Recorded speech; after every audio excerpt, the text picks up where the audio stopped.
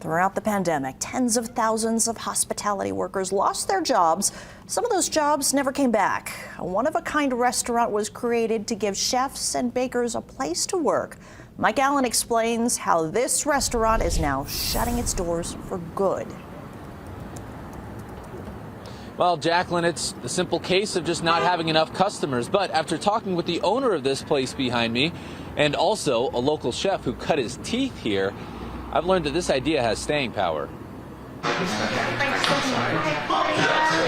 It's just the start of something very beautiful, and to see it end so quickly, it's kind of heartbreaking.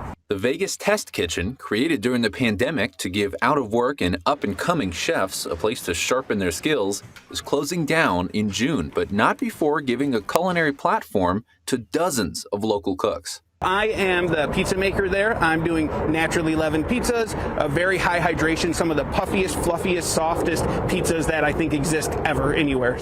Until the June 3rd closing date, Ethan Spicer will keep making his Neapolitan pizzas. I was using the pizza oven out there in the alley, all wood-fired pizzas, serving to the patrons, and just really honing my craft. Spicer credits the kitchen's founder, Jolene Menina, for giving him space to do that. We wanted to give an opportunity to the chefs to come in, have a creative space, test out restaurant concepts. I'm so thankful that she was able to open her doors to me and all the customers and all the other chefs. Menina says the location on East Fremont just doesn't have enough going on around it to attract a consistent customer base. We really need to be in an area that is more dense, a little bit more foot traffic. But she's confident in the idea behind the kitchen. We do believe that this is a concept that is going to thrive. We do believe that is absolutely needed for the community. Spicer looks back on his time at the kitchen as an invaluable incubator for his skills. Daytime, I'm a special education teacher here for the Clark County School District, so at night to be able to have that opportunity, that venue,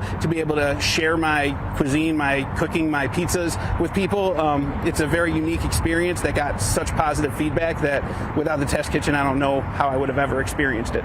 And looking forward, he's got some big plans of his own. I'm hoping to continue on my pizza journey. I would like to be able to open up my own pizzeria somewhere.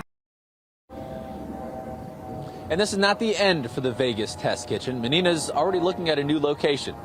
Live on Fremont, Mike Allen, Fox 5 News, local Las Vegas.